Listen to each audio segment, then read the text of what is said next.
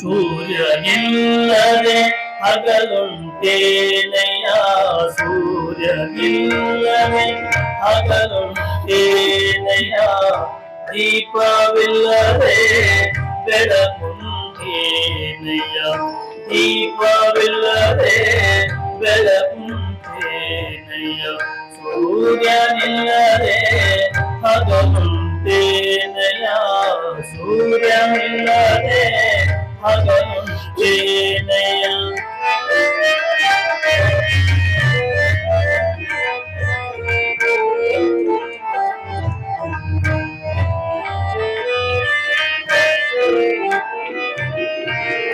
ಪುಷ್ಪವಿಲ್ಲದೆ ಪರಿಮಳವನರಿಯಬಹುದೇ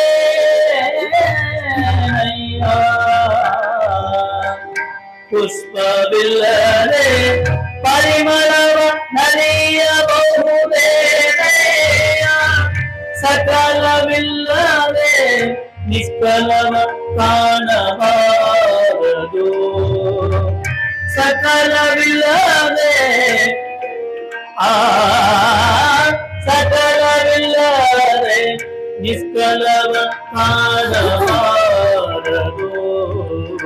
ಸೂರ್ಯನಿಲ್ಲದೆ ಹಗಲುಂಟೇನಯ್ಯ ಸೂರ್ಯನಿಲ್ಲದೆ ಹಗಲುಂಟೇನಯ್ಯ ದೀಪವಿಲ್ಲದೆ ಬೆಳಕುಂಟೇನಯ್ಯ ದೀಪವಿಲ್ಲದೆ ಬೆಳಕುಂಟೇನಯ್ಯ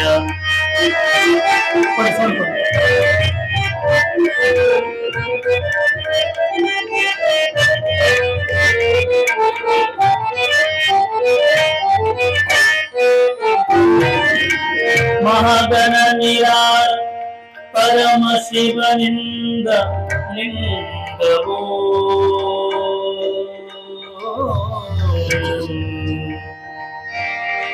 ಮಹಾಲಿಂಗ ಶಿವನಿಂದ ತೋರಿತು ಮಹಾಗಣ ನಿರಾಳ ಪರಶಿವನಿಂದ ಲಿಂಗವೋ ತೋರಿತು ಮುರಿಲಿಂಗ ಪ್ರತಿಕ್ರಿಯಾ ವಿಶ್ವೇಶ್ವರ ಮುರಿಲಿಂಗ ಪ್ರತಿಕ್ರಿಯಾ ವಿಶ್ವೇಶ್ವರ ಸೂರ್ಯನಿಲ್ಲದೆ ಹಗಲುಂಟೇನಯ್ಯ ಸೂರ್ಯನಿಲ್ಲದೆ ಹಗಲುಂಟೇನಯ್ಯ ದೀಪವಿಲ್ಲದೆ ಬೆಳಕುಂಟೇನಯ್ಯ ದೀಪವಿಲ್ಲದೆ ದೀಪವಿಲ್ಲದೆ ದೀಪವಿಲ್ಲದೆ ಬೆಳಕುಂಟೇನಯ್ಯ. ಶ್ರೀ ಗುರು ಬಸವಲಿಂಗಾಯ ನಮಃ. ಇಲ್ಲಿಯವರೆಗೆ ತಮ್ಮ ವಚನ ಪ್ರಾರ್ಥನೆ ಮಾಡಿದಂತ ಮಾರ್ತಣ್ಣ ಗೌರಿಗಳಿಗೆ ತಬಲಾಜಿಯವರಿಗೆ ಭಕ್ತಪೂರ್ವಕ ಶರಣಾರ್ಥಿಗಳು. ಅದೇ ರೀತಿಯಾಗಿ ಇಂದಿನ ಈ ಒಂದು ಕಾರ್ಯಕ್ರಮಕ್ಕೆ ಎಲ್ಲಾ ಶರಣ ಬಂಧುಗಳನ್ನು ಸ್ವಾಗತಿಸಲು ಈ ವೇದಿಕೆಗೆ ಶರಣಶ್ರೀ ಮಲ್ಲಿಕಾರ್ಜುನ ವಗನಾಳ್ ಶಿವಬಸವಯ್ಯನ ಕಂಪನಿ ಮಾಲಕರಾದಂತಹ ಮಲ್ಲಿಕಾರ್ಜುನ ಅವರು ಬಂದು ಎಲ್ಲರನ್ನು ಸ್ವಾಗತಿಸಬೇಕಾಗಿ ಅವರಿಗೆ ಭಕ್ತಿಯಿಂದ ವಿನಂತಿಸಿಕೊಳ್ತೇನೆ.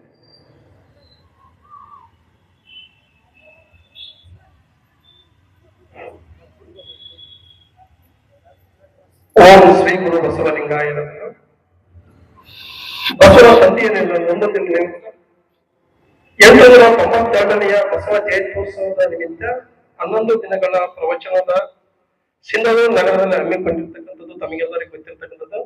2ನೇ ದಿನದ ಈ ಒಂದು ಪ್ರವಚನ ಕಾರ್ಯಕ್ರಮಕ್ಕೆ ಅನುಭವ ಎನ್ನುವುದು ಅನುಭಾವಿಕಲ್ಲದೆ ಒತ್ತು ಕೈಯನ್ನು ನೋಡ ಮಾನವ, ರತ್ನಗಳು ಸಮುದ್ರವಲ್ಲದೆ ಕೀಳು ಕುಲ್ಯಾಳಗಳನ್ನು ನೋಡ ಮಾನವ, ನವಮಂತ್ರಗಳು ಮರ್ಮಗಳು ಗುರುಮುಖದಂತೆ ಬರಿಯ ಪ್ರೋಣಾಂಗಗಳನ್ನು ನೋಡ ಮಾನವ, ಇಂತಹ ಪ್ರಮುಖರ ಮುಂದೆ ಬಂಧಹರೆಂಬ ಬೆಳಬೇಡ ನೋಡ ಮಾನವ, ಈ ನೆನೆಗೆಲ್ಲದೆ ಜಪಲಸಿದ್ದ ಮಲ್ಲಿಕಾರ್ಜುನ ನಮ್ಮ ನೋಡ ಮಾನವ ಎನ್ನುವಂತೆ ತಮ್ಮ ಅನುಭವದ ಅಮೃತವನ್ನು ನೀಡಲು ದೂರದ ಧಾರವಾಡದ ಮುಂಡುಮಂಟು ಆಗಮಿಸ್ತಕ್ಕಂಥ ಪರಮ ಪೂಜ್ಯನೀಯರಾಗಿರ್ತಕ್ಕಂಥ ಬಸವೇಶ್ವರ ತಾಯಿಯರನ್ನು ಈ ಒಂದು ವೇದಿಕೆಗೆ ಭಕ್ತಿಪೂರ್ವಕವಾಗಿ ಶರಣಗಳೊಂದಿಗೆ ಸ್ವಾಗತವನ್ನು ಕೋರುತ್ತೇವೆ. ಅದೇ ರೀತಿಯಾಗಿ ಸಂಗೀತ ಸುದಿಯನ್ನು ತಮ್ಮೆಲ್ಲರಿಗೂ ಉಣಬಡಿಸಲು ಆಗಮಿಸತಕ್ಕಂಥ ಮಾರುತಿ ಗವಾಯಿಗಳು ಮತ್ತು ನಮ್ಮ ತಬಲ ವಾದಕರನ್ನು ಕೂಡ ಭಕ್ತಿಪೂರ್ವಕವಾಗಿ ಶರಣಗಳೊಂದಿಗೆ ಸ್ವಾಗತವನ್ನು ಕೋರುತ್ತಾ, ಅದೇ ರೀತಿಯಾಗಿ ಈ ಒಂದು ಪ್ರವಚನ ಕಾರ್ಯಕ್ರಮಕ್ಕೆ ಒಂದು ಶರಣಾರ್ಥಿಗಳಾಗಿ ಆಗಮಿಸತಕ್ಕಂಥ ಎಲ್ಲ ಶರಣ ತಂದೆ ತಾಯಿಗಳು, ಮುದ್ದು ಮಕ್ಕಳು, ಪತ್ರಿಕಾ ಬಳಗದವರು ಮತ್ತು ಅವರವರನ್ನೇ ನಗರದ ಮತ್ತು ಸುತ್ತಮುತ್ತಲಿನ ಎಲ್ಲಾ ಕಡೆ ಬಂದಿರತಕ್ಕಂಥ ಎಲ್ಲ ಶರಣ ಬಂಧುಗಳಿಗೆ ಶರಣಾರ್ಥಿಗಳು ತಿಳಿಸುತ್ತಾ ಮುಂದಿನ ಅನುಭವದ ಕಾರ್ಯಕ್ರಮಕ್ಕೆ ಪುನಃ ಮಾಡಿಕೊಡುತ್ತೇನೆ. ಎಲ್ಲರಿಗೂ ಮತ್ತೊಮ್ಮೆ ಶರಣಾರ್ಥಿಗಳು. ಎಲ್ಲ ಸ್ವಾಗತಿಸಿದಂತ ಮಲ್ಲಿಕಾರ್ಜುನಣ್ಣ ಒಗನಾಳ್ ಅವರಿಗೆ ಭಕ್ತಿಪೂರ್ವಕ ಶರಣಾರ್ಥಿಗಳು. ಅದೇ ರೀತಿಯಾಗಿ ಕಾರ್ಯಕ್ರಮದ ಧರ್ಮಗುರು, ಮಂತ್ರಪುರುಷ,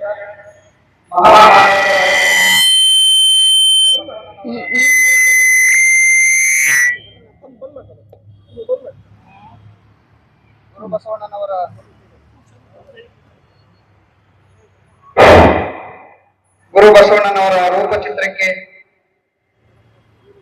ಇಂದಿನ ದಾಸೋಹಿಗಳಾದಂತ ಶರಣ ಶ್ರೀ ಮಲ್ಲಿಕಾರ್ಜುನ್ ವಕೀಲರು, ವೆಲ್ಕಮ್ ದೆನ್ನಿ ಸಾಕಿಂ ಸಿಂಧನೂರು ಅಧ್ಯಕ್ಷರು, ನೀಲಾಂಬಿಕಾ ಸೌಹಾರ್ದ ಸಹಕಾರಿ ಸಂಘದ ಅಧ್ಯಕ್ಷರಾದಂತಹ ಶರಣ ಶ್ರೀ ಮಲ್ಲಿಕಾರ್ಜುನ್ ವಕೀಲರು, ವೆಲ್ಕಮ್ ದೆನ್ನಿ ಅವರು ಬಂದು ಬಸವಣ್ಣನವರ ಈ ಒಂದು ರೂಪಚಿತ್ರಕ್ಕೆ ಮಾಲಾರ್ಪಣೆ ಮಾಡುವುದರ ಮೂಲಕ ಈ ಕಾರ್ಯಕ್ರಮವನ್ನು ಉದ್ಘಾಟಿಸಬೇಕಾಗಿ ಅವರಲ್ಲಿ ಭಕ್ತಿಯಿಂದ ಪ್ರಾರ್ಥಿಸಿಕೊಳ್ಳುತ್ತೇನೆ.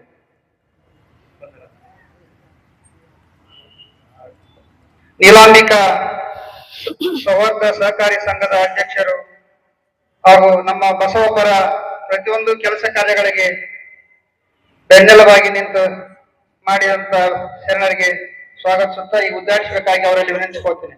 ಓಂ ಶ್ರೀ ಗುರು ಬಸವಲಿಂಗಾಯ ನಮಃ. ಓಂ ಶ್ರೀ ಗುರು ಬಸವಲಿಂಗಾಯ ನಮಃ. ಓಂ ಶ್ರೀ ಗುರು ಬಸವಲಿಂಗಾಯ ನಮಃ. ಓಂ ಶ್ರೀ ಗುರು ಬಸವಲಿಂಗಾಯ ನಮಃ. ಅಧ್ಯಕ್ಷರಾದಂತ ಮಲ್ಲಿಕಾರ್ಜುನ್ ವಕೀಲ್ ಸಾಹೇಬರಿಗೆ ಭಕ್ತಿಪೂರ್ವಕ ಶರಣಾರ್ಥಿಗಳು. ಈಗ ಕಾರ್ಯಕ್ರಮವನ್ನ ಎರಡನೇ ದಿನದ ಈ ಒಂದು ಪ್ರವಚನದ ಕಾರ್ಯಕ್ರಮವನ್ನು ತಾಯಿ ಬಸವರಾಜೇಶ್ವರಿ ತಾಯಿ ಅವರಿಗೆ ಈ ವೇದಿಕೆಯನ್ನು ಹಸ್ತಾಂತರಿಸುತ್ತಾ ತಮ್ಮ ನುಡಿ ನಮನಗಳನ್ನು ಸಲ್ಲಿಸಬೇಕಾಗಿ ವಿನಂತಿಸಿಕೊಳ್ತೇನೆ.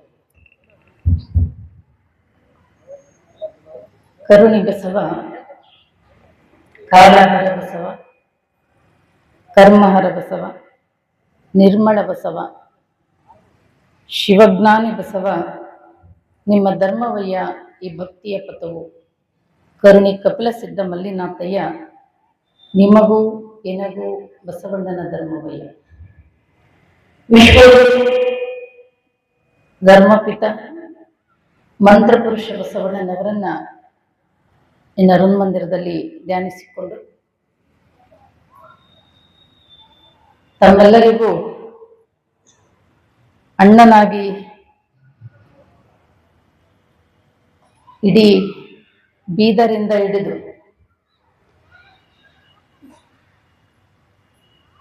ಮೈಸೂರು ಜಿಲ್ಲೆ ಗುಂಡ್ಲುಪೇಟೆವರೆಗೂ ಕೂಡ ಪರಿಚಯ ಇದ್ದಂಥ, ಎಲ್ಲರಿಗೂ ಪ್ರೀತಿ ಪಾತ್ರರಾಗಿರ್ತಕ್ಕಂಥ ಲಿಂಗೈಕ್ಯ ವೀರಭದ್ರಣ್ಣ ಕುರುಕುಂದಿಯವರನ್ನು ಕೂಡ ಸ್ಮರಿಸಿಕೊಂಡು ಪ್ರತಿನಿತ್ಯ ತಮ್ಮೆಲ್ಲರಿಗೂ ಈಗ 11 ದಿನಗಳ ಕಾಲ ಸಂಗೀತದ ಸುಧೆಯನ್ನ ಪ್ರತಿದಿನ ಉಣಿಸ್ತಾ ಇರ್ತಕ್ಕಂಥ ಸಂಗೀತ ಬಳಗದವರಿಗೆ, ಹಾಗೆ ಎಲ್ಲ ಬಸವ ಕೇಂದ್ರ ಎಲ್ಲ ಸಂಘಟನೆಗಳು 892ನೇ ಜಯಂತಿಯ ಅಂಗವಾಗಿ ಪ್ರವಚನ ಕಾರ್ಯಕ್ರಮ ನಡೆಸಿಕೊಡ್ತಿರ್ತಕ್ಕಂಥ ಎಲ್ಲ ಸಂಘಟನೆಗಳವರಲ್ಲಿ ಇಲ್ಲಿ ಸೇರಿರುವಂಥ ಎಲ್ಲ ಆತ್ಮೀಯ ಶರಣ ಬಂಧುಗಳೇ, ತಮ್ಮೆಲ್ಲರಲ್ಲೂ ಶರಣಾರ್ಥಿ.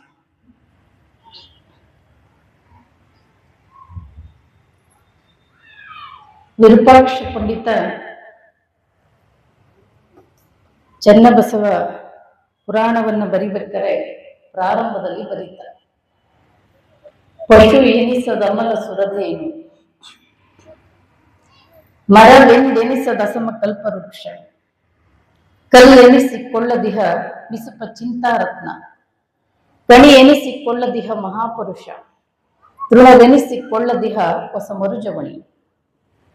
ಮನಂ ನುಡಿ ನೋಟ ಕೈಗಳೆಸವುತಿಹ ಪಂಚ ಪರುಷವಾಗಿ ರಂಜಿಸುವ ಬಸವ ದಂಡಾಧೀಶ ಶರಣು ಮತ್ ಪ್ರಾಣೇಶ ಭವನಾಶ ಭಕ್ತಿ ಕೋಶ.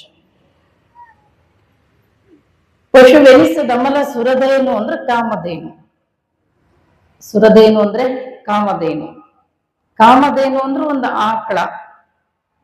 ಹಂಗಂದ ಮಾತ್ರಕ್ಕೆ ನಾವು ನೀವು ನೋಡುವಂತ ಎಲ್ಲ ಆಕಳ ಜೊತೆ ಕಾಮಧೇನುವನ್ನ ಹೋಲಿಕೆ ಮಾಡ್ಲಿಕ್ಕೆ ಬರೋದಿಲ್ಲ. ಪಶುವೆನಿಸದಮಲ ಸುರದೇನು. ಮರವೆಂದೆನಿಸದಸಮ ಕಲ್ಪವೃಕ್ಷ.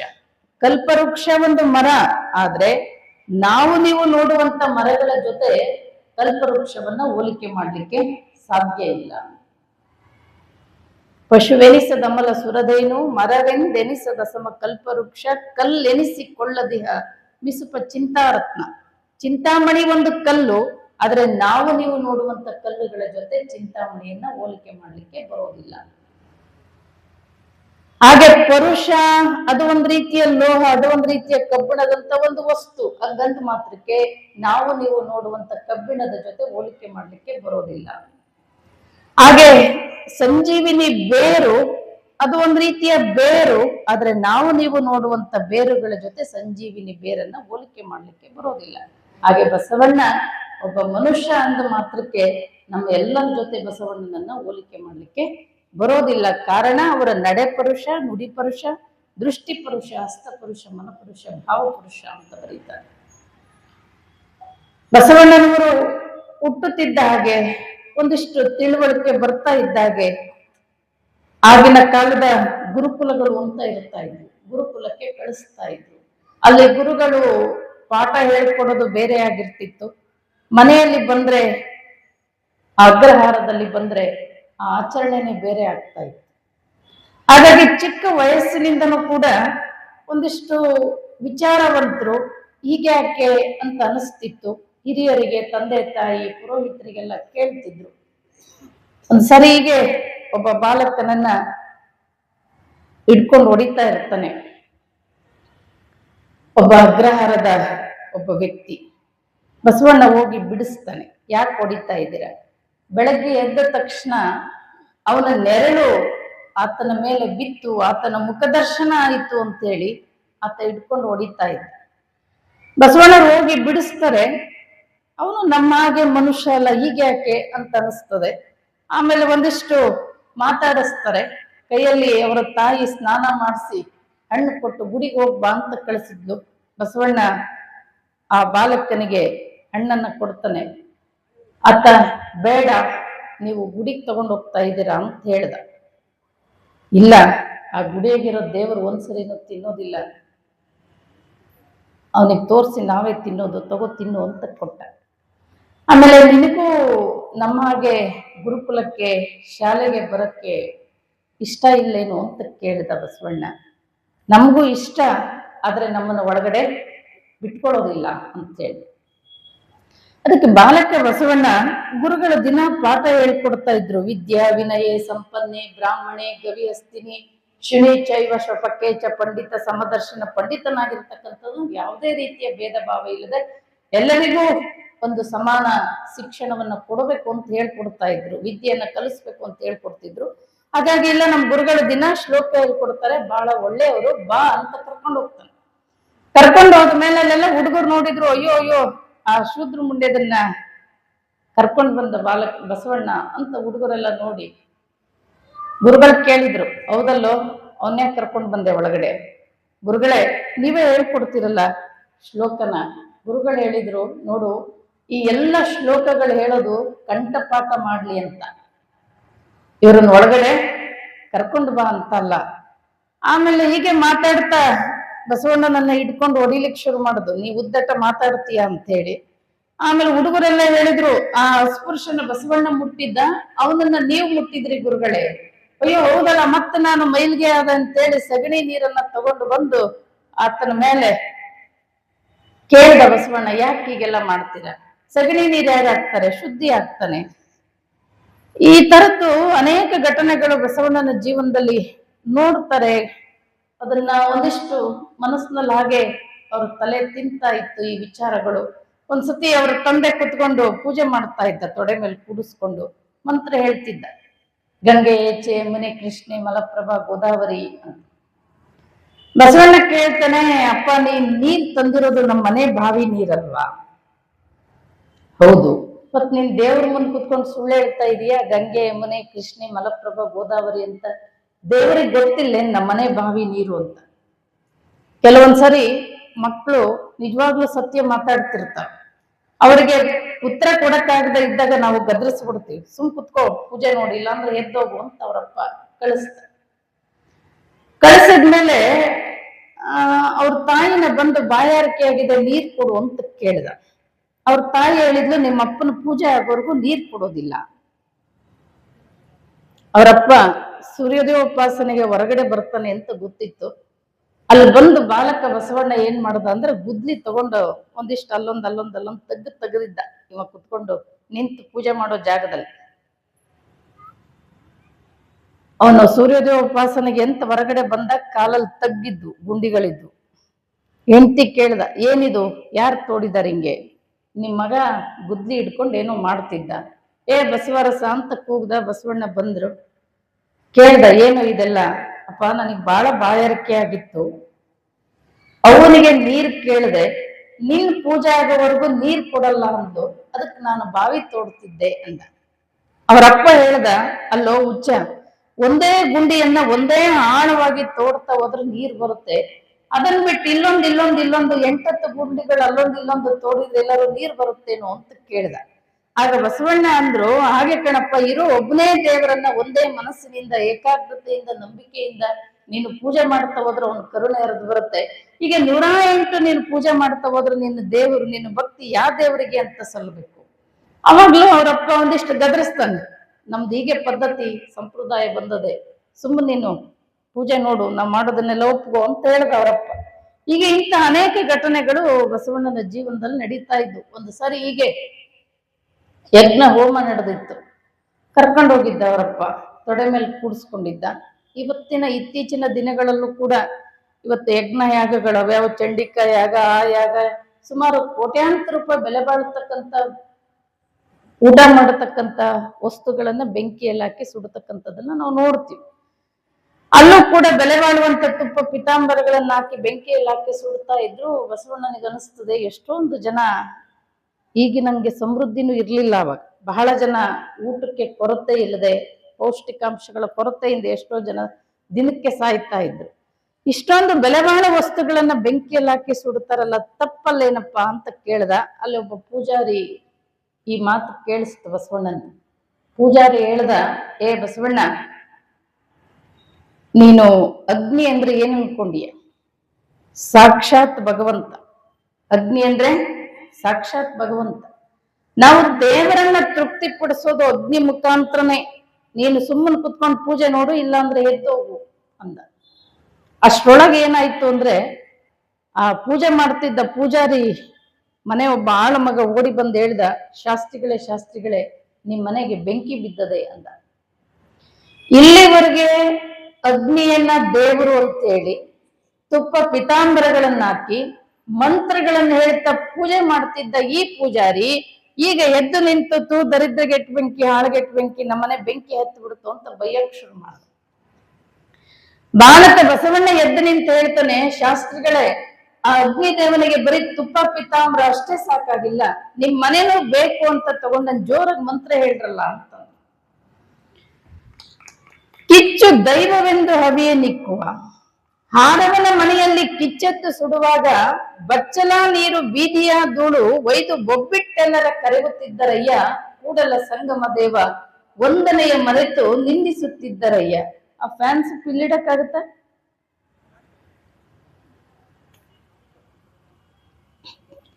ಕಿಚ್ಚು ದೈವವೆಂದು ಹವಿಯ ನಿಕ್ಕುವ, ಅಗ್ನಿ ದೇವರು ಅಂತೇಳಿ ತುಪ್ಪ ಪಿತಾಂಬರಗಳನ್ನ ಹಾಕಿ ಮಂತ್ರಗಳನ್ನ ಹೇಳ್ತಾ ಪೂಜೆ ಮಾಡ್ತೀರಾ. ಅದೇ ಬೆಂಕಿ ನಿಮ್ಮ ಮನೆಗೋ ಹುಲ್ಲಿನ ಬಣವೆಗೋ ಹತ್ತಿದ್ರೆ ಏನ್ ಮಾಡ್ತೀರಿ? ಮಂತ್ರ ಹೇಳ್ತೀರಾ? ತುಪ್ಪ ಪಿತಾಂಬರ ಹಾಕ್ತೀರಾ? ಬೀದೆಗೆ, ಗಟಾರದಲ್ಲಿ, ಚರಂಡಿಯಲ್ಲಿ ಯಾವ ನೀರು ಸಿಗುತ್ತೋ ಅದನ್ನೆಲ್ಲ ತಗೊಂಡೋಗಿ ಸುರಿತೀವಿ. ಆಮೇಲೆ ಬೈಯಕ್ ಶುರು ಮಾಡ್ತೀವಿ. ಬಸವಣ್ಣನಿಗೆ ಅನಿಸ್ತದೆ, ನಿಜವಾದ ದೇವ್ರು ಯಾವುದು? ಇವರು ಒಂದ್ ಕಡೆ ಬೈತಾರೆ, ಒಂದ್ ಕಡೆ ಸ್ತುತಿ ಮಾಡ್ತಾರೆ, ಹೀಗ್ಯಾಕೆ ಅಂತ ಅನಿಸ್ತಿತ್ತು. ಈಗ ಇಂಥ ಅನೇಕ ಘಟನೆಗಳು, ಆಮೇಲೆ ಬಲಿ ಕೊಡುವಂತ ಪ್ರಸಂಗಗಳು. ದೇವರ ಧರ್ಮದ ಹೆಸರಿನಲ್ಲಿ ಒಂದು ಓತವನ್ನ ಬಲಿ ಕೊಡ್ತಾ ಇದ್ರು ಒಂದು ದಿನ. ಅದು ಗುದ್ದಿ ಗುದ್ದಿ ಒಂದೊಂದು ತರದ ಮಂತ್ರಗಳನ್ನ ಹೇಳಿ ಗುದ್ದಿ ಗುದ್ದಿ ಸಾಯಿಸ್ತಾ ಇದ್ರು. ಅದನ್ನ ಕೇಳಿದಾಗ್ಲೂ ಬಸವಣ್ಣನಿಗೆ ಸರಿಯಾಗಿ ಉತ್ತರ ಸಿಗೋದಿಲ್ಲ. ಆತನ್ನ ಗದರಿಸ್ತಾರೆ.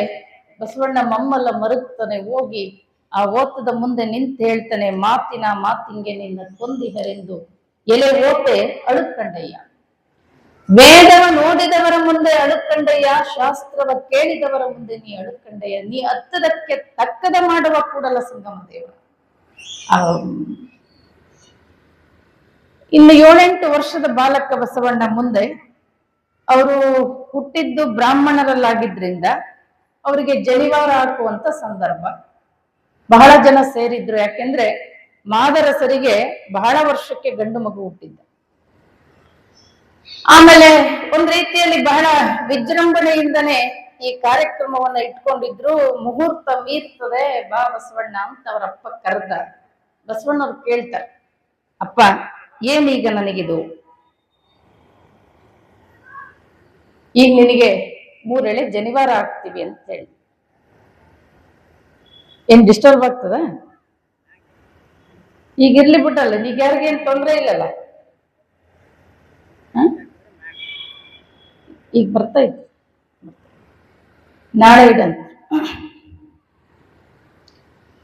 3 ಎಳೆ ಜನಿವಾರ ಹಾಕ್ತೀವಿ ಅಂತ ಹೇಳ್ದ ಅವರಪ್ಪ. ಅದಕ್ಕೆ ಬಸವಣ್ಣ ಕೇಳ್ತಾನೆ, ಅಪ್ಪ ನನಗಿಂತ ಅಕ್ಕ ದೊಡ್ಡವಳು, ನೀನ್ ಮನೆಯಲ್ಲಿ ಏನೇ ತಂದ್ರು ಆಕೆ ದೊಡ್ಡವಳಾಗಿದ್ರಿಂದ ಮೊದಲು ಅಕ್ಕನಿಗೆ, ಆಮೇಲೆ ನನಗೆ. ಆ ಚಿಕ್ಕ ವಯಸ್ಸಿಗೆ ಬಸವಣ್ಣನವರಿಗೆ, ಅವರು ನಿಮ್ಮ ಹಾಗೆ ಹುಟ್ಟಿದ್ರು.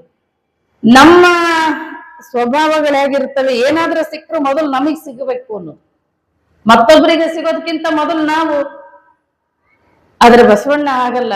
ಆ ಚಿಕ್ಕ ವಯಸ್ಸಿನಲ್ಲೇ ನನಗಿರುವಂತ ದೇವರು ಅವ್ರಿಗೆ ಯಾಕಿಲ್ಲ, ನನಗಿರುವಂತ ಶಿಕ್ಷಣ ಅವ್ರಿಗೆ ಯಾಕಿಲ್ಲ, ನನಗಿರುವಂತ ಜನಿವಾರ ಇವ್ರಿಗೆ ಯಾಕಿಲ್ಲ? ಆ ಚಿಕ್ಕ ವಯಸ್ಸಿಗೆ ಅವರು ವಿಚಾರ ಮಾಡುವಂತ ರೀತಿ ಇದೆ ಅಲ್ಲ. ಅದಕ್ಕೆ ಅಲ್ಲಮ ಪ್ರಭುಗಳು ಬರೆಯೋದು, ಮರ್ತ್ಯಲೋಕದ ಮಹಾಮನೆ ಹಾಳಾಗಿ ಹೋಗಬಾರದೆಂದು ಕರ್ತ ನಟ್ಟಿದನಯ್ಯ ಒಬ್ಬ ಶರಣನ. ಆತ ಒಬ್ಬ ಅವತಾರಿ ಪುರುಷ. ಆ ಸಣ್ಣ ವಯಸ್ಸಿನಲ್ಲೇ ಆ ವಿಚಾರ ಮಾಡುವಂತ ರೀತಿ ಇತ್ತಲ್ಲ ಬಸವಣ್ಣನದು. ಬಸವಣ್ಣ ಕೇಳ್ತಾನೆ, ನನಗಿಂತ ಅಕ್ಕ ದೊಡ್ಡವಳು. ನಾನು ಯಾವಾಗ್ಲೂ ಹೆಣ್ಮಕ್ಳಿಗೆ ಹೇಳ್ತಿರ್ತೀನಿ, ಪುರುಷರು ಎಷ್ಟು ಬಸವಣ್ಣನನ್ನ ಪೂಜಿಸ್ತಾರೆ, ಗೌರವಿಸ್ತಾರೆ, ಮಾನ್ಯತೆಯನ್ನ ಕೊಡ್ತಾರೆ, ಅದಕ್ಕಿಂತ 10 ಪಟ್ಟು 100 ಪಟ್ಟು ಮಹಿಳೆಯರು ಬಸವಣ್ಣನಿಗೆ ಮಾನ್ಯತೆಯನ್ನ ಕೊಡ್ಬೇಕು, ಗೌರವನ್ನ ಕೊಡ್ಬೇಕು. ಯಾಕೆ ಅಂದ್ರೆ ಬರೀ ಕರ್ನಾಟಕದಲ್ಲ, ಬರೀ ಭಾರತದಲ್ಲ, ಇಡೀ ಜಗತ್ತಿನಲ್ಲಿ ಪುರುಷರಿಗೆ ಎಷ್ಟು ಹಕ್ಕು ಬಾಧ್ಯತೆಗಳಿದೆಯೋ ಆ ಸಮಾನ ಅವಕಾಶವನ್ನ ಜಗತ್ತಿನಲ್ಲಿ ಇಲ್ಲಿವರೆಗೂ ಯಾರಾದ್ರೂ ಕೊಟ್ಟಿದ್ರು ಅಂದ್ರೆ ಅದು ಬಸವಣ್ಣ ಒಬ್ರೆ. ಎಲ್ಲಾ ಧರ್ಮಗಳಲ್ಲೂ ಕೂಡ ಒಂದಿಷ್ಟು ಮೇಲು ಕೀಳುಗಳಿದಾವೆ. ಪುರುಷರಿಗೆ ಇದ್ದಷ್ಟು ಹಕ್ಕು ಬಾಧ್ಯತೆಗಳು, ಸಮಾನವಾದ ಒಂದು ಅವಕಾಶಗಳು ಮಹಿಳೆಯರಿಗಿಲ್ಲ. ಅಂತ ಸಮಾನ ಅವಕಾಶ ಈ ಜಗತ್ತಿನಲ್ಲಿ ಯಾವುದಾದ್ರೂ ಧರ್ಮದಲ್ಲಿ, ಯಾವುದಾದ್ರೂ ಸಿದ್ಧಾಂತದಲ್ಲಿ ಯಾರಾದ್ರೂ ಮಹಾತ್ಮರು ಕೊಟ್ಟಿದ್ರೆ ಅಂದ್ರೆ ಅದು ಬಸವಣ್ಣನವರು. ಹಾಗಾಗಿ ಬಸವಣ್ಣ ಮೊಟ್ಟ ಮೊದಲು ಪ್ರಶ್ನೆ ಹಾಕ್ತಾರೆ, ನನಗಿಂತ ಮೊದಲು ಅಕ್ಕನಿಗೆ ಕೊಡಿ, ಆಮೇಲೆ ನಾನು ಹಾಕೋತೀನಿ, ಆಕೆ ದೊಡ್ಡವಳು ಅಂತ. ಅಲ್ಲಿ ಪುರೋಹಿತರು ಕೂತಿದ್ರು, ಕೇಳಿದ್ರು, ಬಸವಣ್ಣ ಏನ್ ಮಾತಾಡ್ತಾ ಇದ್ದಿ ನೀನು? ಯಾರಾದ್ರೂ ಹೆಣ್ಮಕ್ಳು ಜನಿವಾರ ಹಾಕೊಂಡಿರೋದು ನೋಡಿ, ಹಾಗೆಲ್ಲ ಹೆಣ್ಮಕ್ಳಿಗೆ ಜನಿವಾರ ಹಾಕ್ಲಿಕ್ಕೆ ಬರೋದಿಲ್ಲ. ಅದಕ್ಕೆ ಬಸವಣ್ಣ ಕೇಳ್ತಾನೆ, ಯಾಕೆ ಹಾಕ್ಲಿಕ್ಕೆ ಬರೋದಿಲ್ಲ? ಯಾಕೆ ಅಂದ್ರೆ ಆಕೆ ಶೂದ್ರಳು. ಯಾಕೆ ಅಂದ್ರೆ ಆಕೆ ಶೂದ್ರಳು. ಅದಕ್ಕೆ ಬಸವಣ್ಣ ಹೇಳ್ತಾರೆ, ನಾನು ಶೂದ್ರಳ ಹೊಟ್ಟೆಯಿಂದ ಹುಟ್ಟಿ ಬಂದಿದ್ದೀನಲ್ಲ, ನಾನು ಶೂದ್ರನೇ, ಮತ್ತು ನಾನು ಯಾಕೆ ಶ್ರೇಷ್ಠ? ಅದಕ್ಕೆ ಈಗ ನೀನು ಶೂದ್ರನೇ, ನಿನ್ನ ಶೂದ್ರತ್ವ ಕಳಿಲಿಕ್ಕೆ ಈ ಜನಿವಾರ ಆಗ್ತಾ ಇರೋದು. ಅಂದ್ರೆ ಇದನ್ನ ಹಾಕೊಂಡ್ರೆ ನಮ್ ಶೂದ್ರತ್ವ ಕಳೀತದ? ಹೌದು. ಹಂಗಾರೆ ನನ್ನ ಅಕ್ಕನಿಗೂ ಹಾಕು, ನನ್ನ ತಾಯಿಗೂ ಹಾಕು, ಅವ್ರಿಗೂ ಶೂದ್ರತ್ವ ಕಳೀಲಿ. ಅವರಿಗೆ ಶೂದ್ರತ್ವ ಕಳಿಯಕ್ಕೆ ಬರಲ್ಲ. ಯಾಕೆ ಬರಲ್ಲ ಅಂದ್ರೆ ಆಕೆ ಮುಟ್ಟಾಗ್ತಾಳೆ. ಯಾಕೆ ಬರಲ್ಲ? ಮುಟ್ಟಾದ ಒಲೆ ಒಳಗೆ ಹುಟ್ಟುವುದು ಜಗವಿಲ್ಲ. ಮುಟ್ಟಾದ ಒಳಗೆ ಹುಟ್ಟುವುದು ಜಗವೆಲ್ಲ, ಮುಟ್ಟು ಮುಟ್ಟೆಂದು ತೊಲಗುವ ಹಾರವನ್ನು ಹುಟ್ಟಿರುವುದೆಲ್ಲಿಂದ ಸರ್ವಜ್ಞ. ಮುಟ್ಟು ಕಂಡವಳನ್ನು ಮುಟ್ಟಲೊಲ್ಲರು ನೋಡ, ಮುಟ್ಟು ಕಂಡವಳನ್ನು ಮುಟ್ಟಲೊಲ್ಲರು ನೋಡ, ಮುಟ್ಟುತ್ತಾ ತಡೆದು ಹುಟ್ಟುತ್ತಿಹ ದೇಹವನ್ನು ಮುಟ್ಟುತ್ತಿಹರೇಕೆ ಸರ್ವಜ್ಞ. ಅದೇ ಮುಟ್ಟಿಂದ ಬಂದಿರತಕ್ಕಂತ ಅದೇ ಮುಟ್ಟು 9 ತಿಂಗಳು ತಡೆದು ಪುರುಷನ ದೇಹ ಆಗಿದೆ. ಅವನೇನು ಪುರುಷ ಶ್ರೇಷ್ಠ ಅನ್ಲಿಕ್ಕೆ ಆಕಾಶದಿಂದ ಉದುರಿಲ್ಲ, ಆತನೂ ಬಂದಿರೋದು ಅದೇ ಮುಟ್ಟಿಂದ. ತನ್ನ ನೋವು, ಬೇನೆ, ಸಾವು, ಬದುಕಿನ ಮಧ್ಯೆ ಜನ್ಮವನ್ನು ಕೊಡ್ತಕ್ಕಂಥವಳು ತಾಯಿ ಅಂದಾಗ ಅಂತಹ ಹೆಣ್ಣನ್ನ ಶೂದ್ರಳು, ಕೀಳು ಅಂತ ಕರೆಯೋದು ಬಸವಣ್ಣನಿಗೆ ಇಷ್ಟ ಆಗೋದಿಲ್ಲ. ಬಸವಣ್ಣ ಕೇಳ್ತಾನೆ ಪುರೋಹಿತರಿಗೆ, ಪುರೋಹಿತರೆ ಈಗ ನನಗೆ ಎಷ್ಟೆಳೆ ಜನಿವಾರ ಹಾಕ್ತೀರಾ? 3 ಎಳೆ. ನೀವ್ಯಾಕೆ 6 ಎಳೆ ಹಾಕೊಂಡಿರಿ ಅಂತ. ನಿಮಗೆ ಯಾಕೆ 6 ಎಳೆ, ನನಗೆ ಯಾಕೆ 3 ಎಳೆ? ಅದಕ್ಕೆ ನಿನಗಿನ್ನು ಮದುವೆ ಆಗಿಲ್ಲ, ಅದಕ್ಕೆ ನಿನಗೆ 3 ಎಳೆ, ನಂದು ಮದುವೆ ಆಗಿದೆ, ಅದಕ್ಕೆ ನಾನು 6 ಎಳೆ ಹಾಕೊಂಡಿನಿ. ಅಂದ್ರೆ ನನ್ನ ಹೆಂಡತಿ ಪೂಜೆನು ನಾನೇ ಮಾಡ್ತೀನಿ, ನಿಮ್ ಹೆಂಡತಿ ಊಟನು ನೀವೇ ಮಾಡ್ತೀರಾ? ಹೆಂಡತಿಗೆ ಹಸಿವಾದಾಗ ಗಂಡ ಊಟ ಮಾಡಿದ್ರೆ ಹೆಂಡತಿ ಹೊಟ್ಟೆ ತುಂಬೋದಿಲ್ಲ. ಹೆಂಡತಿಗೆ ಬಾಯಾರಿಕೆ ಆದಾಗ ಗಂಡ ನೀರು ಕುಡಿದ್ರೆ ಹೆಂಡತಿ ಬಾಯಾರಿಕೆ ಹೋಗೋದಿಲ್ಲ. ಅವರವರ ಹೊಟ್ಟೆಗೆ ಅವರವರೇ ಹೇಗೆ ಆಹಾರವನ್ನ ತಗೊಳ್ಬೇಕು, ಅವರವರ ಆತ್ಮೋದ್ಧಾರವನ್ನು ಅವರವರೇ ಮಾಡ್ಕೊಳ್ಬೇಕು. ಇಲ್ಲಿ ಗಂಡನ ಪರವಾಗಿ ಹೆಂಡತಿ ಬರೋದಿಲ್ಲ, ಹೆಂಡತಿ ಪರವಾಗಿ ಗಂಡ ಬರೋದಿಲ್ಲ. ಬಹಳ ಜನ ಗಂಡ್ ಮಕ್ಳು ಕೆಲವರು ಏನಾದ್ರು ಪೂಜೆ ಮಾಡಿ ಬರ್ರಿ, ಪ್ರಾರ್ಥನೆ ಬರ್ರಿ ಅಂದ್ರೆ ನೀ ಮಾಡ್ತೀಯಲ್ಲ ತಗೋ, ಅದು ನನಗೂ ಬರುತ್ತೆ ಅಂತಾರೆ. ಊಟ ಮಾಡೋದು ನೀ ಮಾಡಿದ್ ನನಗೂ ಬರುತ್ತೆ ಅಂತೀವಿ. ಹಂಗೆ ಎಲ್ಲರಿಗೂ ತ್ರಿಕರಣಗಳಿದೆ. ಎಲ್ಲರೂ ಅವರವರ ಆತ್ಮೋದ್ಧಾರವನ್ನು ಅವರವರೇ ಮಾಡ್ಕೊಳ್ಬೇಕು. ಹಾಗಾಗಿ ಇದನ್ನ ಬಸವಣ್ಣವ್ರು ಒಪ್ಪೋದಿಲ್ಲ. ಅಲ್ಲೆಲ್ಲ ಅಗ್ರಹಾರದಲ್ಲೆಲ್ಲ ಕೇಳಿದ್ರು ಬಸವಣ್ಣನ, ಬಸವಣ್ಣ, ಈ ಎಲ್ಲ ಹಕ್ಕುಗಳನ್ನ ಕೇಳಕ್ಕೆ ನೀನ್ ಯಾರು, ಕೊಡಕ್ ನಾವ್ಯಾರು? ಇದು ಮೊದಲಿಂದ ಪರಂಪರಾಗತವಾಗಿ ಹೀಗೆ ನಡ್ಕೊಂಡು ಬಂದದ್ದು. ಅದ್ರ ಪ್ರಕಾರ ನೀನು ನಡಿಬೇಕು. ಒಂದು ವೇಳೆ ನಡೆಯೋದಿಲ್ಲ ಅಂತ ಆದ್ರೆ ನಮ್ಮ ಅಗ್ರಹಾರದಿಂದನೇ ನಿನ್ನನ್ನು ಬಹಿಷ್ಕಾರ ಹಾಕ್ಬೇಕಾಗ್ತದೆ. 8-9 ವರ್ಷದ ಬಾಲಕ ಬಸವಣ್ಣ, ಅಗ್ರಹಾರದಿಂದಲೇ ನಿನ್ನನ್ನು ಬಹಿಷ್ಕಾರ ಹಾಕ್ಬೇಕಾಗ್ತದೆ ಎಂದಾಗ ಬಾಲಕ ಬಸವಣ್ಣ ಎದ್ದು ನಿಂತು ಹೇಳ್ತಾರೆ, ನೀವೇನು ನನಗ್ ಬಹಿಷ್ಕಾರ ಹಾಕೋದು, ಈ ನಿಮ್ಮ ಅಸಮಾನತೆ ಇರ್ತಕ್ಕಂಥ ನಿಮ್ಮ ಧರ್ಮಕ್ಕೆ ನಾನೇ ಬಹಿಷ್ಕಾರ ಹಾಕ್ತೀನಿ.